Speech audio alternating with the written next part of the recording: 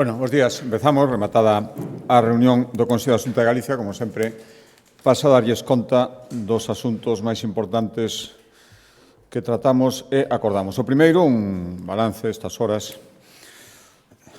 algo máis da tarde, das incidencias provocadas polo temporal que neste momento está descargando sobre unha parte, bueno, sobre toda Galicia, pero sobre determinadas zonas geográficas con especial intensidade. Os datos, pechados ás 12 da mañá, amosan que dende o 112 Galicia atendéronse dende a medianoite, é dicir, desde 0 horas de hoxe ata as 12 da mañá, 70 incidencias.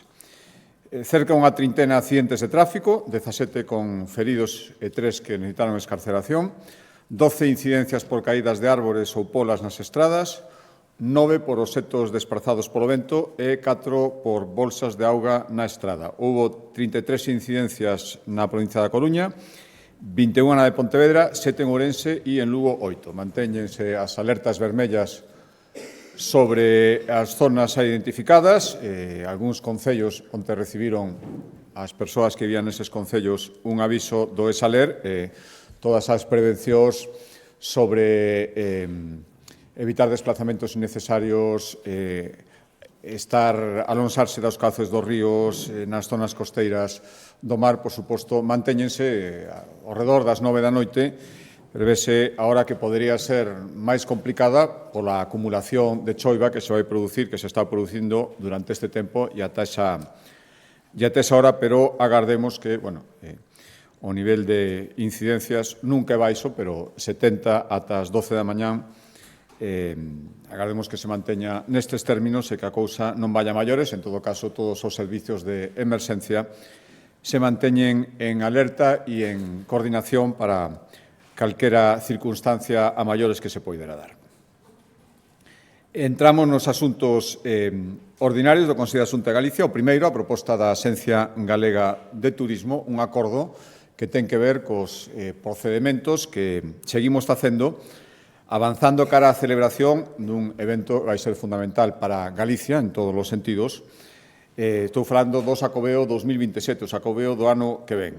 Bueno, vimos que o sector turístico, acabamos de constatarlo en Fitur, está a vivir un dos seus mellores momentos, cun importante número de visitantes, moi boas perspectivas tamén, según nos sinalaban os profesionais, para este ano 26, importante número de actividades na parte do stand onde se realizaban as contratacións e os contactos para actividades turísticas en Galicia, e, por lo tanto, hai que seguir, aparte de todo o que ten que ver co turismo en xeral, coa preparación, como decía, específica do Xacobeo 27. Aproveitar esta oportunidade, por tanto, nese senso de seguir dando pasos, hoxe o Consello aprobou o manual que vai regular o uso da marca Xacobeo 2027, tanto na Administración Pública como por parte de outras entidades públicas ou privadas que queran acollerse a esta marca.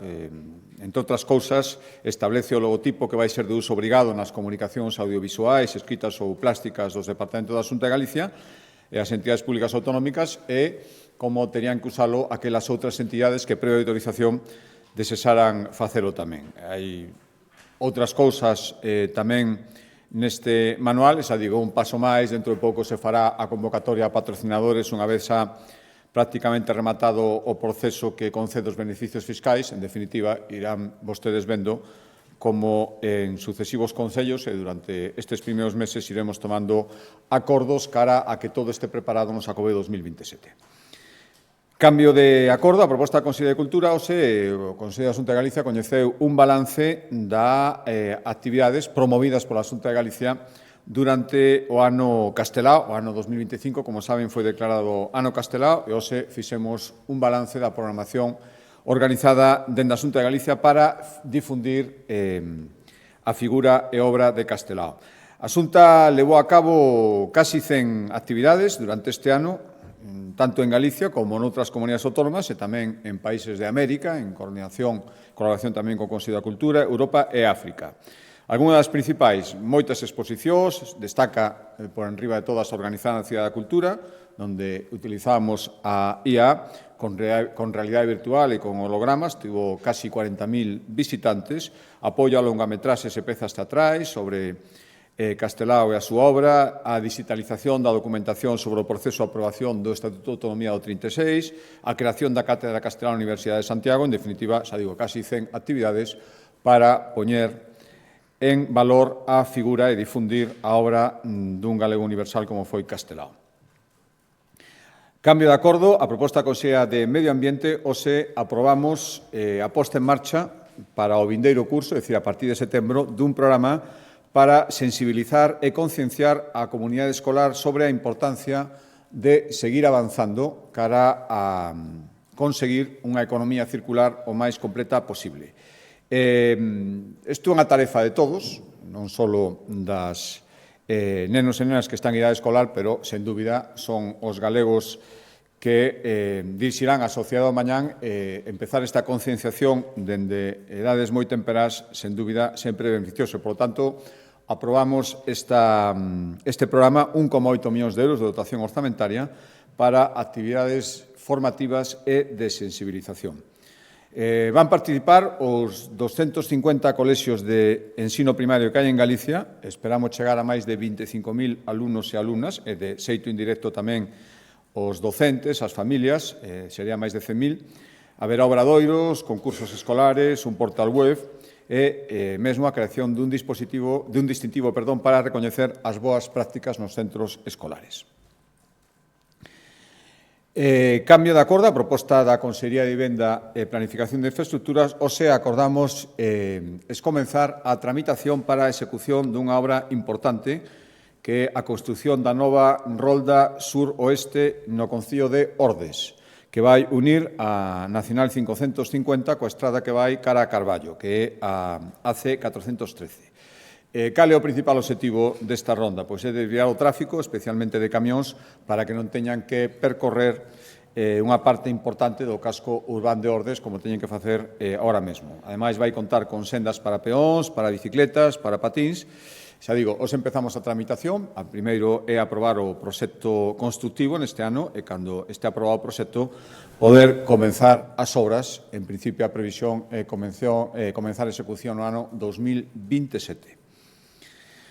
Cambio de acordo e de consellería, hoxe a proposta da Consellería de Emprego, dentro da aposta da Xunta de Galicia por seguir apoiando o emprendemento.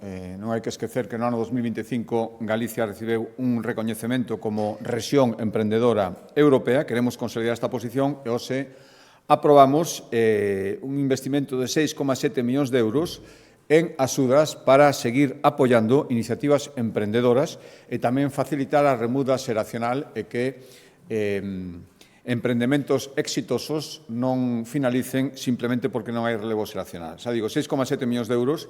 A nosa intención é apoiar ao redor de 800 iniciativas emprendedoras. Vanse poder beneficiar todas aquelas emprendementos que comenzaran a partir do 1 de xaneiro do ano 2024 e poden recibir ata 35.000 euros para a compra de equipos, mobiliario, melloras da xestión da empresa, melloras de eficiencia enerxética, gastos notariais, pago de rentas, se están en alugamento, e daremos prioridade nestas axudas aos emprendedores que traballen no sector primario, forestal ou dos servizos sociais, ou se estamos falando dun negocio que este instalado ou se instale en concellos de menos de 20.000 habitantes. Outro acordo, a proposta da Consellería de Emprego, na súa faceta de responsable da política de emigración da Xunta de Galicia. Hoxe acordamos, en realidade son dous acordos. Un que destiña 2,5 millóns de euros para axudas para aquelas persoas e o marxen de estrategia de retorno. Son axudas a maiores para apoiar as familias que o marxen de estrategia de retorno están, retornando, volvendo a Galicia e necesitan gastos iniciais, necesitan facer fronte a gastos iniciais. Son 2,5 millóns de euros, prevemos con isto poder apoiar a 1 millar de familias. Son 200.000, non é a primeira vez que damos estas axudas extraordinarias, suben 200.000 euros, porque tamén está vendo máis familias que regresan a Galicia e os beneficiarios poden recibir ata 6.000 euros para os primeiros gastos de asentamento. Decía que son dos acordos, un este e outro 3,7 millóns de euros para axudar non os familias de orixe galego que retornan a Galicia, senón aos galegos que siguen vivindo no exterior, están en situación de vulnerabilidade e necesitan o apoio da Xunta de Galicia, moitas veces é prácticamente o único apoio que reciben. E, polo tanto, queremos contribuir á cobertura das súas necesidades básicas e á súa atención sociosanitaria, especialmente nos países onde esta atención é máis precaria, 3,7 millóns de euros.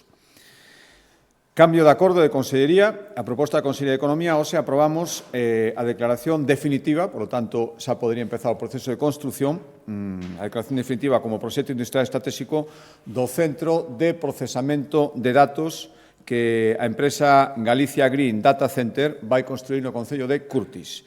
Vai ser o primeiro centro deste tipo, un data center de tamaño considerable, que vai existir en Galicia e permitirá almacenar os datos de moitas empresas, millóns e millóns de datos, e institucións galegas. Isto, como xa coñecen, este tipo de instalacións están en alza, se están instalando moitas, especialmente en determinadas zonas xeográficas do noso país de España, e este é o primeiro destas características de gran tamaño que se vai instalar en Galicia. Vai ocupar algo máis de 40.000 metros cuadrados e implicará un investimento de máis de 50 millóns de euros e 200 empregos entre directos e indirectos. Logo xa desta aprobación definitiva, a previsión é iniciar a construción no primeiro semestre deste ano 26 e que estea en marcha antes de que remate o ano 2027 e, polo tanto, se poida poñer o servicio das empresas que están demandando ahora mismo, están tendo que encontrar en outros sitios este tipo de centros. Sigo na Consellería de Economía. Hoxe tomamos un acordo que tamén é un cumprimento dos obxectivos da Lei de Recursos Naturais, que busca que calquera proxecto enerxético, además de que teña viabilidade ambiental, tamén xere beneficios na contorna. Por lo tanto, hoxe acordamos declarar proxecto con incidencia territorial o Parque Eólico Arno, que a empresa Move vai construir, despois desta autorización, nos concellos lucenses de Riotorto, A Pastoriza, Meira, Pol e Castro de Rei. Vai suministrar enerxía á fábrica de silicio metálico que o Ferroatlántico ten no polígono de Sabón.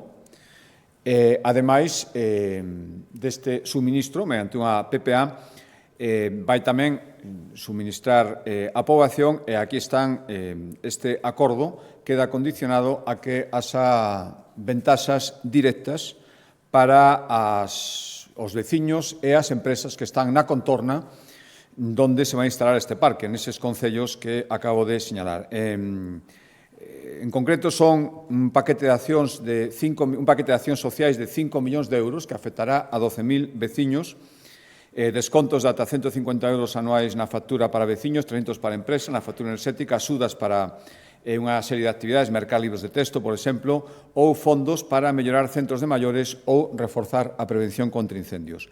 5 millóns de euros que irían en este fondo social que o que se condiciona tamén esta declaración de proxecto con incidencia territorial deste parque eólico.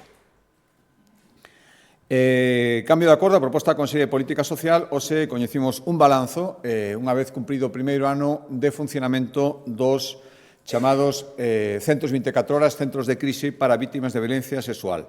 Galicia conta agora mesmo con 5 centros deste tipo, e un máis do que estipula a normativa dada a nosa poboación, que dan servizo ás 24 horas do día, 365 días ao ano, ás vítimas de violencia sexual. Os datos que hoxe coñecimos revelan que estes centros de crise, estes 5 crisis, atenderon algo máis de 350 vítimas de violencia sexual neste primeiro ano de funcionamento. En Vigo foi onde se concentrou o maior número de vítimas atendidas, 31%, seguido de Ferrol 21%, Santiago 20%, Lugo 15% e Ourense 14%. Case a metade tiñan entre 20 e 40 anos e algo máis do 70% eran de nacionalidade española. A atención psicolóxica, esta primeira atención psicolóxica de urxencia, representou o 50% do total, intervención social 20% e asesoramento xurídico 13%. Hai máis datos que vostedes poden coñecer a través do balanzo que hoxe foi a Xunta de Galicia. Estes eran os máis salientables. Cambio de acordo, a proposta da Consellería de Sanidade, seguimos avanzando nun proxecto pioneiro absolutamente, que só se está desenvolvendo a este nivel actualmente en Galicia, no conxunto de España. Estou falando do proxecto Xenoma Galicia para analizar o ADN de 400.000 galegos e galegas. Para que? Pois para detectar anomalías xenéticas que supoñen unha elevación moi significativa do risco de sufrir, pois, por exemplo, o cancro de mama, cancro do ovario ou hipercolesterolemia familiar. Xa está en marcha este programa, como saben. Hubo unha selección de 2.000 persoas para que voluntariamente se someteran a estas mostras, derán o seu ADN para facer o muestreo. Destas 2.000 detectáronse 19 variantes xenéticas de alto risco que xa están tendo o seu tratamento ou preventivo ou de outro tipo correspondente. 19 nas primeiras 2.000 mostras, e hoxe o que queremos é completar o número de persoas da proba piloto para logo xa empezar dun xeito máis masivo para chegar aos 400.000 galegos. E o que fixemos foi iniciar unha nova fase, a segunda do proxecto Xenoma Galicia, para analizar o ADN doutros 5.000 galegos e galegas. O sistema de convocatoria vai ser semellante ao realizado toda agora, que funcionou dun xeito razonable, e, polo tanto, a partir do mes que ven, de febreiro, 2.800 pacientes da área sanitaria de Santiago recibirán un SMS no que se les convida a participar no proxecto e, sucesivamente, cidadáns de outras áreas sanitarias ata completar os 5.000 e, cando este completado todo, será a terceira fase dun muestreo moito máis masivo. Outro acordo en materia de sanidade, importante acordo. Saben que imos ser a primeira comunidade autónoma en España onde funcione un centro de prototerapia público no que os pacientes oncolóxicos van recibir tratamentos moito máis precisos e con menos efectos adversos. Saben que se está construindo o centro que vai albergar o acelerador.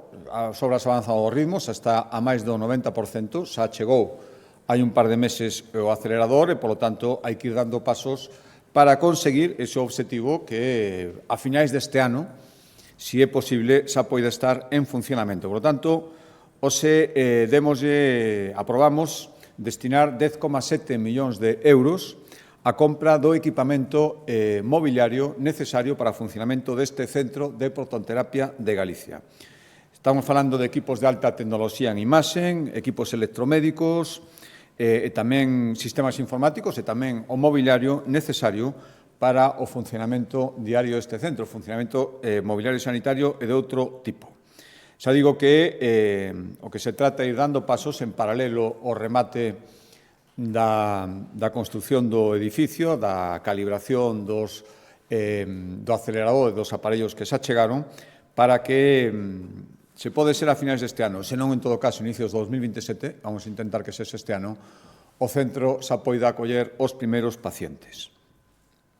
Cambio de acordo de Consellería, proposta da Consellería de Medio Rural, veñen varios acordos de Medio Rural. O primeiro foi o de aprobación de axudas para manter e mellorar a competitividade dun sector importante no noso rural. Estou falando do sector apícola. 1,4 millóns de euros en axudas para seguir loitando contra especies invasoras, especialmente a vespa velutina, ampliar o número de abellas produtoras nas colmeas ou mellorar a elaboración e comercialización dos produtos derivados do mel.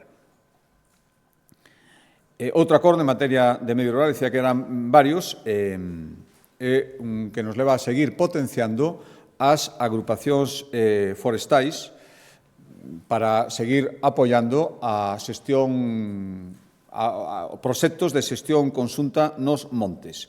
Actualmente hai 24 entidades deste tipo, 24 agrupacións forestais en Galicia, están en trámite a constitución de outras 40, é unha fórmula que ben xestionada funciona dun xeito moi eficaz e, polo tanto, a Xunta de Galicia apoia o funcionamento deste tipo de entidades, das agrupacións forestais. Incrementamos un 50% as axudas, o ano pasado foi a primeira vez que se axudou, un 50% as axudas para crear novas agrupacións forestais e, como decía, apoiar proxectos para mellorar a xestión conxunta dos montes ante o éxito desta figura. 2,1 millóns de euros para ampliar a superficie forestal xestionada de forma conxunta, mellorar a rendabilidade do que se explota nelas e garantir a sustentabilidade dos cultivos de árbores que existan aí, basicamente, e tamén axudar a previr incendios. As axudas, estes 2,1 millóns de euros, poden ir tanto para os gastos de creación das novas agrupacións que existen e tamén subvencionar as súas actividades, sobre todo iniciais, pois, por exemplo, a elaboración da cartografía que é necesaria para delimitalas, a identificación de propietarios de terreos, ás veces complicada, todo isto xera unhos gastos e estas axudas de 2,1 millóns de euros van basicamente para iso, para estimular que se sigan creando estas agrupacións forestais. Outro acordo en materia de medio rural, seguimos xa hai tempo que a Xunta de Galicia ven colaborando cos concellos, especialmente os máis pequenos, os que están no rural, no mantemento, especialmente, e tamén, ás veces, na execución da extensísima rede de camiños rurais que existen en Galicia. Hoxe aprobamos destinar 19 millóns de euros para seguir colaborando cos concellos na mellora e ampliación e mantemento dos camiños rurais. Por tanto, estes 19 millóns de euros van ser para reforzar o firme dos que xa existen, mellorar a súa visibilidade, reducir a súa peligrosidade, reducindo curvas, facelos máis longos, máis anchos onde sexa necesario.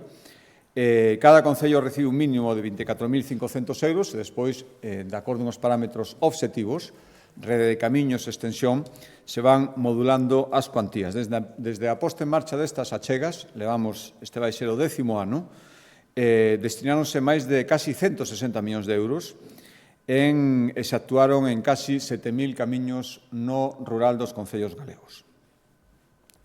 Último acordo en materia de a proposta do medio rural, un acordo importante que ten que ver co momento que se está vivindo derivado da entrada en vigor, veremos o que pasa finalmente, do acordo Mercosur e as incertezas que está suscitando. A decisión do Parlamento Europeo de solicitar o dictame do Tribunal de Xustiza incrementa esas incertezas, sobre todo ante a posibilidade de que poida entrar en vigor, aínda que sexa de xeito provisorio, sen as salvagardas reforzadas que se estaban a tramitar de xeito paralelo. Por lo tanto, a Xunta de Galicia vai seguir insistindo en que todos os produtos agroalimentarios que entren en Galicia cumpran cos mesmos requisitos que os que se elaboran aquí e que as cláusulas de salvagarda entren en vigor ao mesmo tempo que o acordo e que, ademais, en paralelo, non esquezamos, Mercosur ten moita importancia, pero o diseño económico, as cantidades da nova PAC que se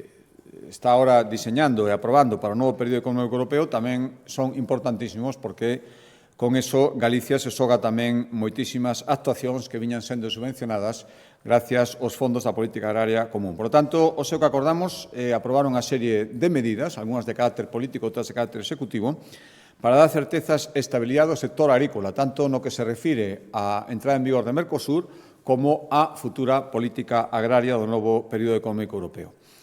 Hai varias. As máis importantes serían, solicitar oficialmente ao Goberno Central e á Comisión Europea o volver a insistir, máis ben, na necesidade imprescindible de que o acordo entre en vigor garantindo o cumprimento das salvagardas comprometidas.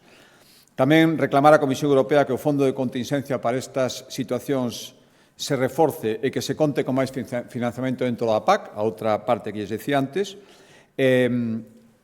seguir fomentando e dándolle máis fortaleza un fronte común coas comunidades autónomas e co sector precisamente para seguir incidindo diante de Bruselas en que a política agraria común non pode disminuir no seguinte período e que, ademais, o que sí hai que disminuir son as trabas burocráticas que agora mesmo encontran os produtores e as empresas no medio rural. Exixir ao Goberno de España un incremento moi sustancial dos controis en frontera de produtos agroalimentarios, na parte que lles toca, control de fronteras son a competencia estatal, como saben, e ao mesmo tempo, isto é competencia da Xunta, implantar en Galicia un plan de control específico sobre os produtos importados, que vixíe tanto a presencia de sustancias non permitidas como as condicións sanitarias dos produtos e como a correcta etiquetaxe e trazabilidade. Este plan específico, de control específico, será diseñado e executado conjuntamente polas Consellerías de Sanidade nas súas competencias de saúde pública e a Consellería de Medio Rural. Tamén crearemos en breve o Observatorio de Prezos de Galicia, está ultimándose o decreto que vai regular, que fará seguimento do mercado para os produtos agroalimentarios. Reforzaremos a promoción dos produtos galegos, tanto en feiras como no sector da distribución, con accións específicas no sector de distribución. Seguiremos sensibilizando os consumidores para que valoren aínda máis os proxectos de proximidade e a calidade dos produtos que se fabrican ou se producen aquí.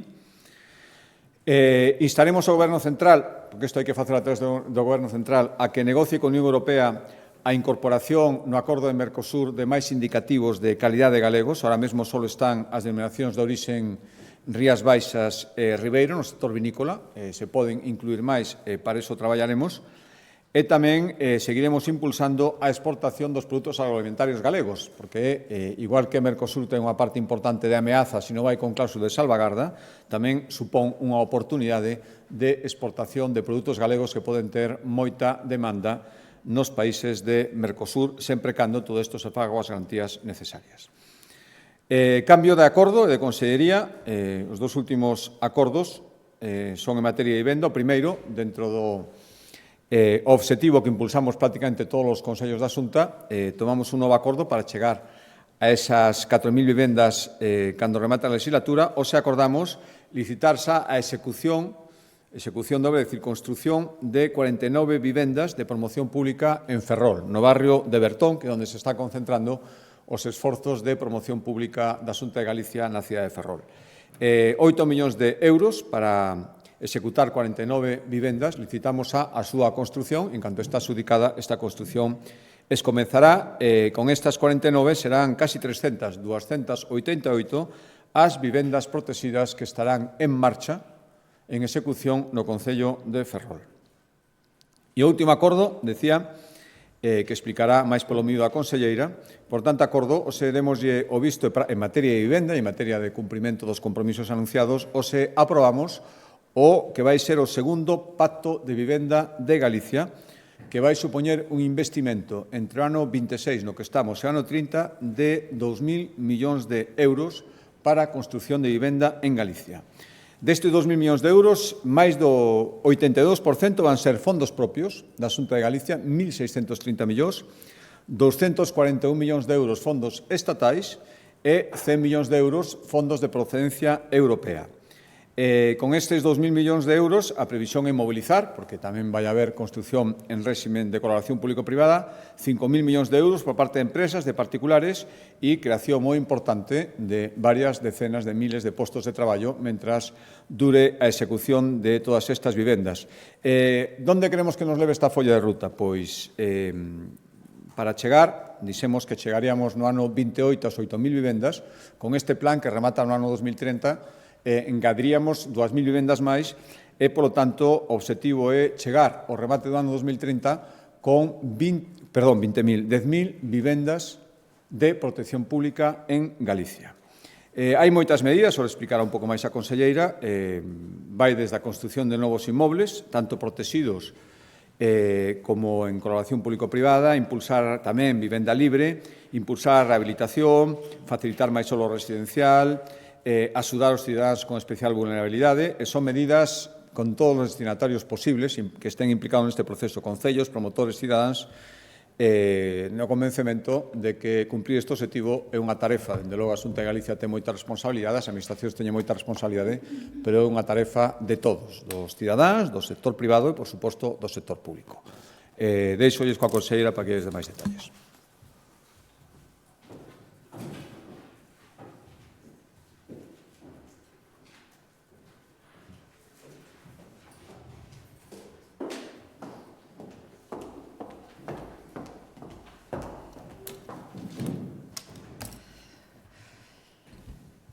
Gracias, presidente.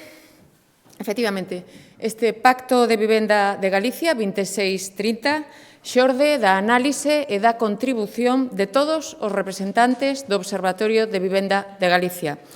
O que quere dicir que conta co aval dos máximos expertos en materia de vivenda que temos na nosa comunidade autónoma. Estamos a falar que conta co aval da Federación Galega de Promotores, da Federación Galega de Constructores, de cooperativistas, de consumidores e usuarios, do Colexio Oficial de Arquitectos de Galicia, do Colexio de Aparelladores, das administradoras das fincas, dos xestores da propiedade inmobiliaria e dos concellos representados a través da FECAMP. O documento foi aprobado por unanimidade de todos estes representantes. Isto é un exemplo de como temos que actuar en materia de vivenda, dando participación e dando cabida a todos os colectivos e a todos os sectores implicados para garantir non só o consenso, neste caso unánimo, senón para garantir a súa aplicación e a súa efectividade. Na Xunta de Galicia temos unha folla de ruta moi clara que pasa por construir, por rehabilitar, por desenvolver solo e tamén incentivar e desburocratizar.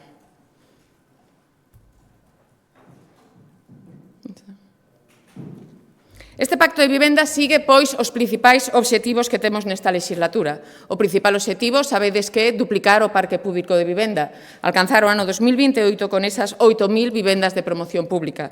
E coa posta en marcha deste novo pacto, sumaríamos 2.000 vivendas adicionais para cadar así, como ben acaba de dicir o presidente, no ano 2030 as 10.000 vivendas de promoción pública, porque non queremos parar e, por suposto, non imos a parar. Estamos diante dun pacto que conta con 4 liñas estratégicas que despois resumirei e que ten un impacto económico sobresaínte. Estamos a falar dunha inversión pública de preto de 2.000 millóns de euros, o 82,6% de fondos propios exclusivos da Xunta de Galicia, é dicir, 2.000 millóns de euros de inversión pública en política de vivenda, para construción, para rehabilitación e para desenvolvemento de solo. Unha cifra que non queda aí, posto que esta inversión pública leva consigo un importante pulo no investimento inducido por empresas e por particulares que alcanzará os 5.000 millóns de euros no período 26-30. En total, 7.000 millóns de euros de inversión en políticas de vivenda que, por suposto, levan consigo ese importante pulo laboral, de impulso laboral, que estimamos que xere ou manteña postos de traballo, 60.000 postos de traballo na nosa comunidade autónoma. O pacto estruturase en 4 liñas: acceso á vivenda, rehabilitación, desenvolvemento de solo residencial onde poder seguir a construir e outras medidas de carácter transversais tanto en materia de vivenda como en materia de rehabilitación. Conta con 14 programas e 45 actuacións e un anexo específico destinado á nosa mocidade. Resumindo, na primeira liña estratégica de acceso á vivenda temos 2 eixes clavos, tanto a promoción de vivenda como o acceso propiamente dito. Promoción de vivenda significa, por suposto, crear máis vivenda, tanto vivenda pública como vivenda protexida como vivenda libre, pero tamén dinamizar o parque de vivenda existente. Que recolle o pacto? Que medidas recolle o pacto? Primeiro, seguir a construir máis vivenda de promoción pública. Toda a vivenda de promoción pública que estamos a construir ten e terá calificación permanente e será adxudicado tanto en réximen de alugueiro como en réximen de venta. Segundo, adquirir, como estamos a facer xa, vivendas de promoción pública a particulares que as teñen en venta para así, unha vez adquiridas pola Xunta de Galicia, volvelas a calificar, dándolle esa protección permanente e adxudicalas a través do Rexistro de Demandantes de Galicia. Terceiro, adquirir locales que rehabilitaremos e convertiremos en novas vivendas de promoción pública, como xa estamos a facer con ese proxecto piloto, esa OPA, esa oferta pública de adquisición que temos en marcha no Concello de Ourense. Cuarto, impulsando novas solucións habitacionais, como son esos aloxamentos compartidos para a mocidade que xa temos en marcha, tanto en Santiago, como en Lugo, como en Vigo e como agora recentemente coa última licitación do concurso de ideas en Elviña, no Concello da Coruña. Importante, quinta medida, impulsar, fomentar a promoción de vivenda protexida por promotores e por cooperativistas, que abordaremos desde diferentes aspectos que recolle o pacto, como son os cambios normativos necesarios que simplifiquen e desburocraticen, para garantir sempre a viabilidade destas actuacións, como son os incentivos fiscais, como son as axudas directas a promotores e a cooperativistas, esa necesaria colaboración público-privada que é imprescindible. E non só colaboración colaboración co sector, senón como sexta liña, colaboración co parque público municipal a través de distintas medidas, como, por exemplo, por citar algunha, o Fondo de Cooperación Préstamos a Interés Cero que estamos a dar ás administraciones locais para fomentar esa promoción de vivenda dende aos nosos concellos. É, por suposto, moi importante darlle un pulso tamén á vivenda libre, con medidas que axilicen, que desburocraticen, que faciliten, como, por exemplo, a SECOM para axilizar as licencias, como, por exemplo, esa facilidade para rematar os esqueletos que quedaron a medio hacer, esa facilidade para convertir os baixos en vivenda ou ese fomento das novas tipoloxías de vivenda que conxuguen os espacios privativos cos espacios comuns.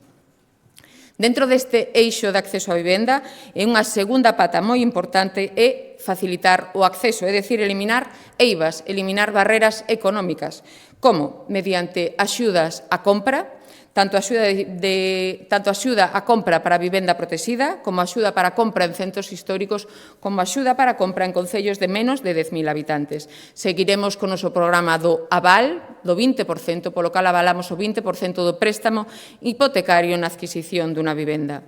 Tamén axudas ao alugueiro, axudas xa coñecidas como as axudas ao alugamento en xeral, axudas a alugamento para menores de 36 anos, continuaremos con o noso bono alugueiro social para os sectores máis desfavorecidos, tamén o bono alugueiro víctima violencia de xénero e un novo bono alugueiro que convocaremos por primeira vez este ano para entidades colaboradoras como Provivenda, Cáritas ou Cruz Vermella, entre outros. É moi importante as axudas para seguir a dinamizar, a mobilizar as vivendas baleira. Continuaremos co programa Fogar Vivo, que tivo un éxito salientable nesta anualidade de 2025, que estamos dando axudas para a reforma de vivendas e seguros por impago de rentas, que permitiu que no pasado ano 25 fosen 239 as vivendas baleiras mobilizadas que hoxe en día xa están alugadas.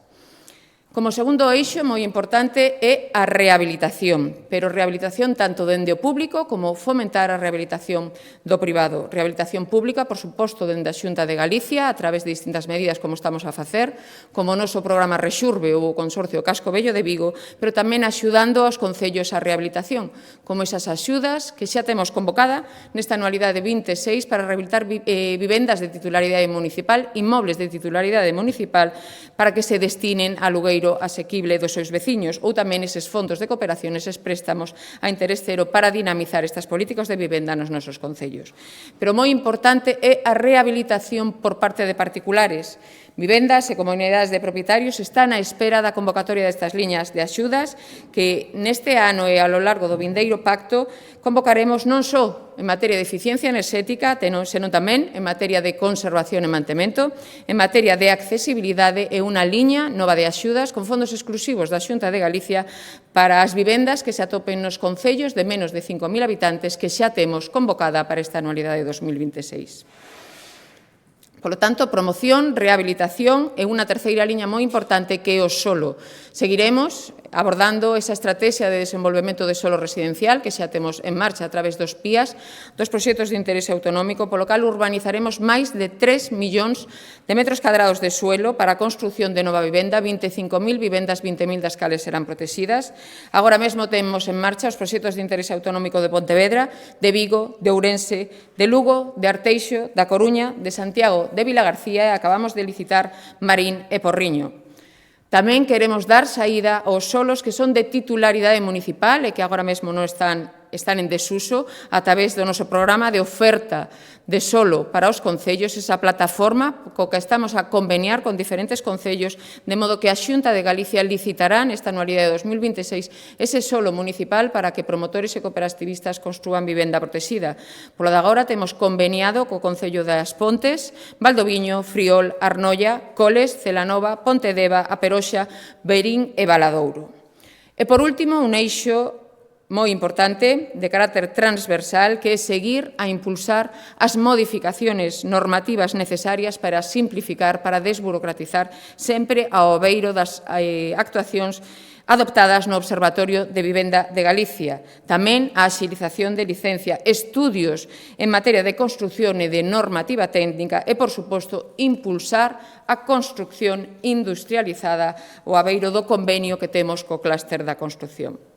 E remato xa coa xuventude, posto que este pacto recolle un anexo específico para a nosa mocidade, con medidas que xa coñecedes, algunhas delas, como esa reserva mínima do 25 ou do 40% en venta ou en alugueiro para este cupo, ou como eses aloxamentos compartidos para a mocidade, como ese programa de avalmozo que avala o 20% do préstamo hipotecario, como esas axudas que temos específicas para a compra, como esas axudas que temos específicas para o alugueiro, con esa reserva tamén dentro da nosa estrategia de desenvolvemento de solo residencial para este colectivo de menores de 36 anos ou con actuacións coordinadas co Departamento de Xuventude da Consellería de Cultura como esas residencias xuvenís que xa temos licitadas no concurso de ideas tanto en Elviña, en Coruña, como aquí en Santiago, en Salgueiriños.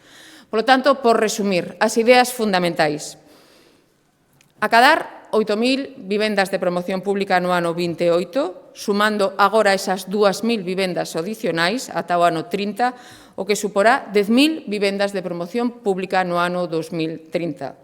Desenvolver solo residencial que permita a construción de 25.000 vivendas, 20.000 delas protegidas. Impulsar a rehabilitación pública, pero tamén fomentar a rehabilitación por particulares. Máxima importancia tamén en axudar a dinamizar e a modernizar a noso sector a través de modificacións normativas pertinentes e innovacións como o uso das técnicas industrializadas, porque o obxectivo é garantir o acceso a galegos e galegas a unha vivenda, combinando máis oferta, tanto pública como protexida como libre, apoiando o sector, apoiando aos concellos, reaproveitando espacios inutilizados e medidas para eliminar as eivas económicas con axudas para a compra ou para alugueiro, poñendo foco na nosa mocidade. Con todo, e co obxectivo de dar cobertura a estes programas incluídos no pacto que acabamos de aprobar en Consello da Xunta e que conta co respaldo unánime de todo o sector, destinaránse 1.972 millóns de euros de inversión pública ata o ano 30 en materia de vivenda, dos cales 1.630 millóns de euros son fondos propios e exclusivos da Xunta de Galicia. 2.000 millóns de euros de investimento público que tendrán, por suposto, o ser revulsivo no investimento inducido por particulares empresas que estimanse en 5.000 millóns de euros. Por lo tanto, sumando fondos públicos e fondos privados, 7.000 millóns de euros de inversión que xerarán un importante nivel de postos de traballo. Estímanse que, como mínimo, se xeren ou se manteñan 60.000 postos de traballo na nosa Galicia. Polo tanto, continuamos traballando por esa Galicia calidade.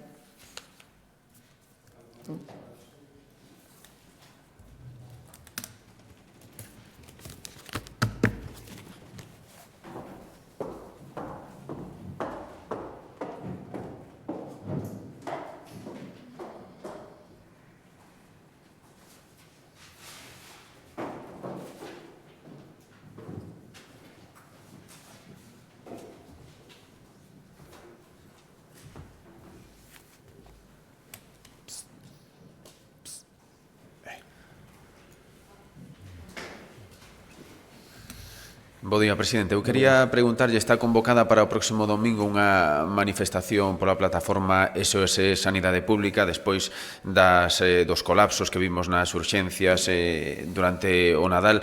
Non sei se ten pensado a Xunta algún reforzo específico para atender esas urxencias. Gracias.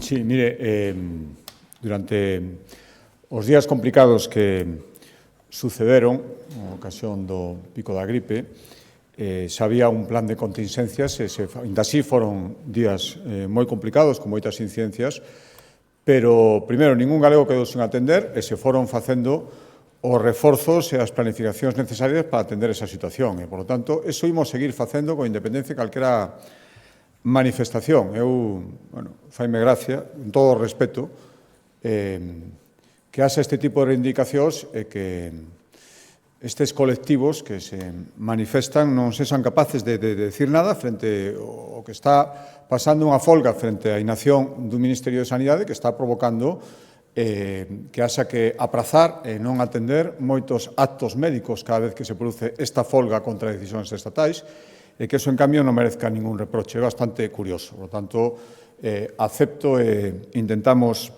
traballar en todo o que teñamos que mellorar no que nos toca. Voto moito de menos certa objetividade en certos convocantes de manifestaciones, sinceramente. Boa tarde. Queríalle preguntar por dous asuntos. Un son as declaracións de hoxe de Feijóo, que pide a dimisión de Óscar Puente e, entre as críticas que fai, a máis relevante, é que di que o Goberno nos encheu de datos para crear confusión.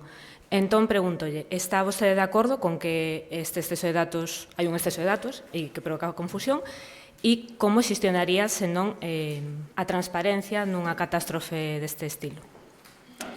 E outro tema é sobre a Valedora do Pobo, a actual, nomeou para un cargo na institución a un profesional que foi director de tese do seu marido e firma bastantes traballos tamén con marido dela, da Valedora.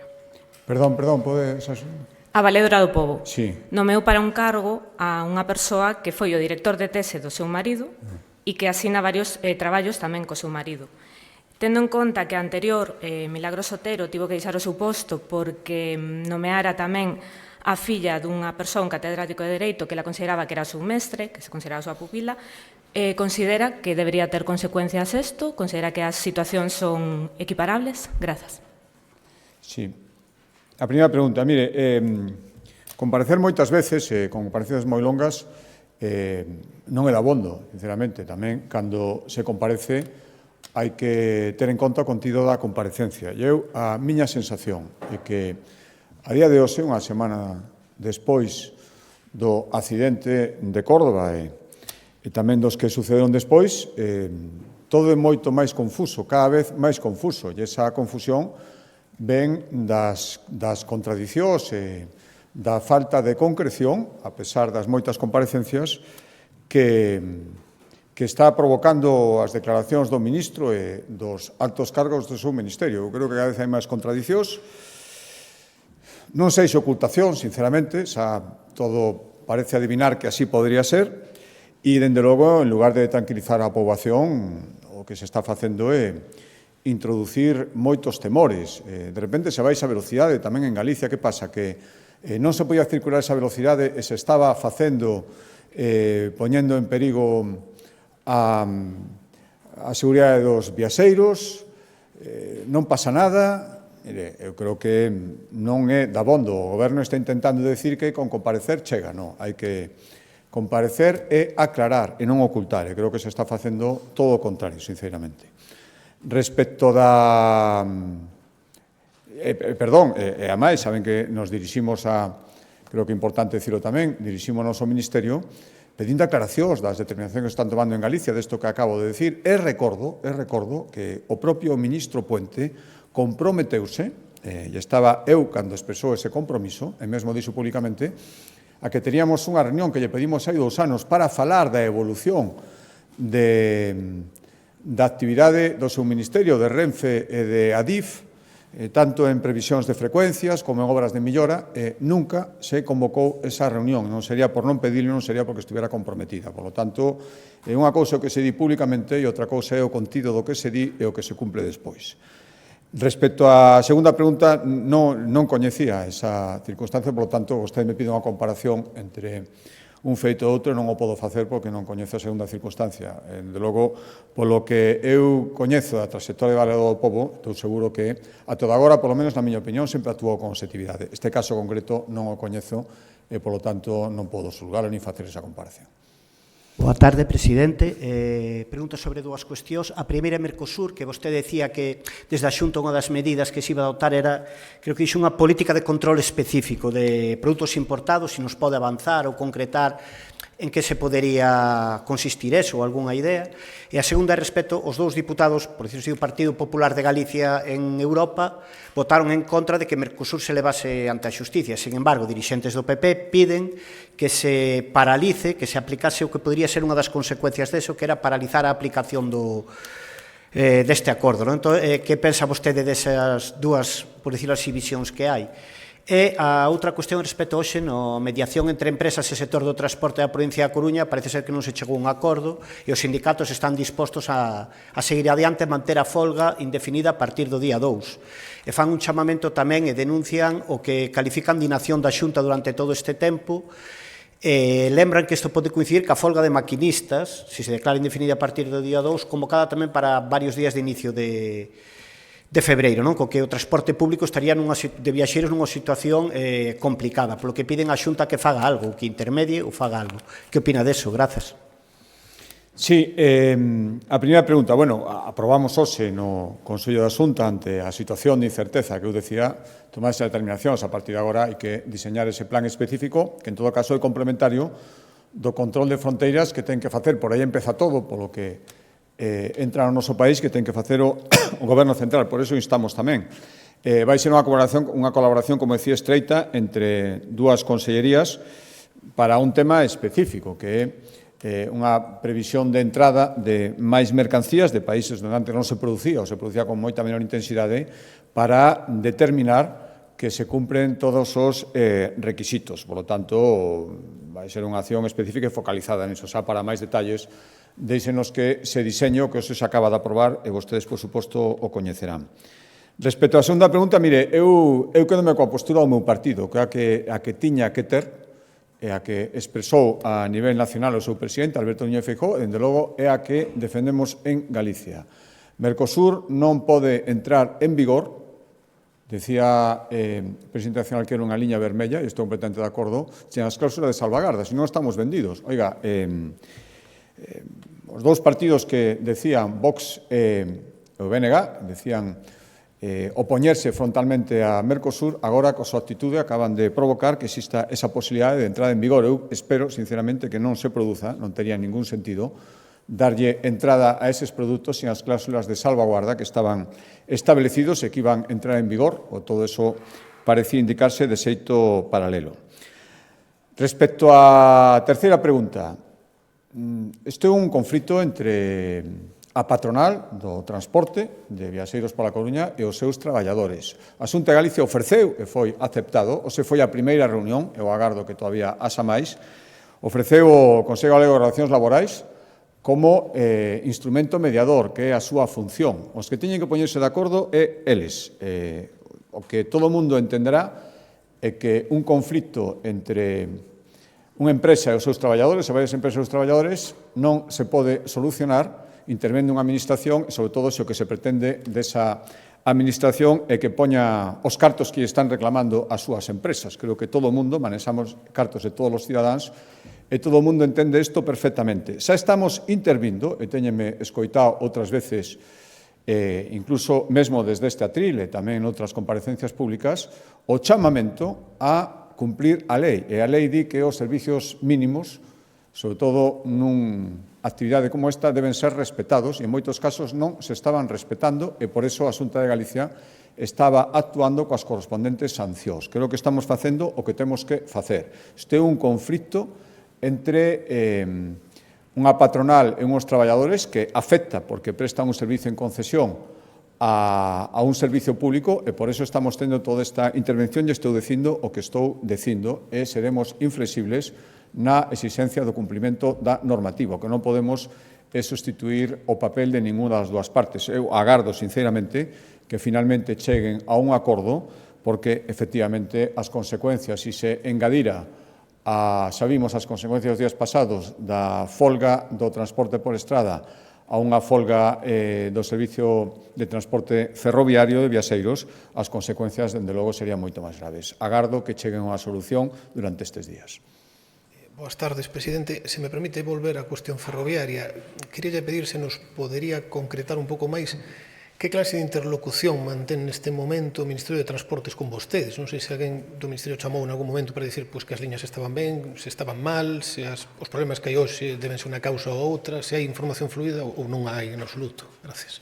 Non hai absolutamente ninguna, certo que o reclamamos hai uns días, vendo as decisións que estaban tomando, de reducción da velocidade, de posta en dúbida do que todos estábamos supoñendo que se desenvolvía con total seguridade nas circunstancias en que se viña facendo ata o momento en que tomaron esas decisións drásticas de reducción da velocidade tamén en Galicia. Dirixímonos, queremos saber as revisións que se fixeron, as que pensan facer, cal é a razón desas decisións que están tomando estes días. Non tivemos ninguna contestación. Certo, onte o máximo responsable de Renfe en Galicia puxose en contacto coa Xunta de Galicia, pero respecto ás medidas que había que tomar en tráfico ferroviario por mor do temporal. Pero nada máis, ese é o contacto que tivemos dende o día do accidente, onde ya que fomos coñecendo todas estas incidencias. Agardamos, eu dende logo agardo, sinceramente, que esta semana teñamos resposta a ese requerimento.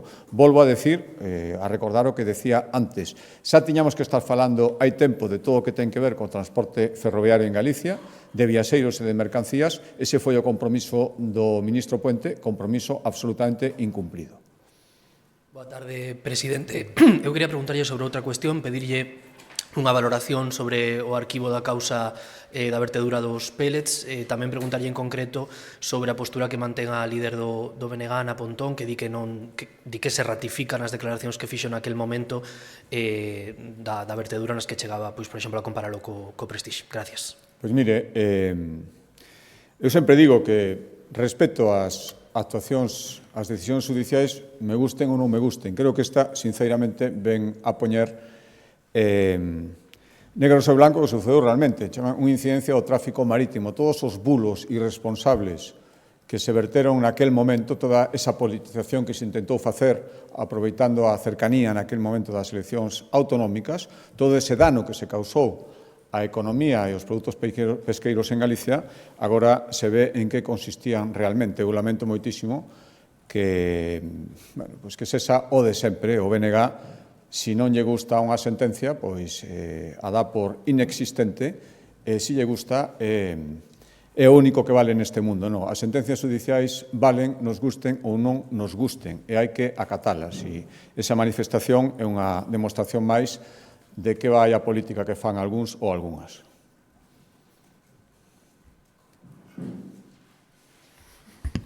Hola, bons días. Queríalle preguntar varias cuestións. Unha relacionada co tema do tren, do accidente do tren. Fai uns meses a Xunta presentaba un informe que lle presentaba precisamente o Ministerio polo tema das conexións con Ferrol. E sigue habendo problemas importantes nas conexións en Ferrol. E a miña pregunta é, se non ten pensado a Xunta, ademais de pedirlle ao Ministerio que aclare varias cuestións, facer a propia Xunta un informe do estado da seguridade das vías do ferrocarril galego. Pois outra segunda cuestión ten que ver con, bueno, hai unha semana, 8 días, que se soubo que hai varios procesos judiciais abertos que ten, digamos, implicación na Dirección Xeral de Minas. Está implicado o director xeral de xestión de infraestructura mineira, non sei exactamente o cargo, por unha adxudicacións da mina da Gudiña. E despois tamén hai abertas investigacións por supostamente exceder os terreos dados a unha mina en Mondoñedo. Quería preguntar se vai haber algún tipo de consecuencias na Xunta con respecto a estas dúas decisións judiciais. E xa unha terceira, falaba antes do Xacobeo, que se supuxo a traballar a Xunta no Xacobeo 2027. Quería preguntar se hai a posibilidade ou está a Xunta xestionando que nesa viaxe do Papa a España o ano que ven tamén visite Galicia. Gracias.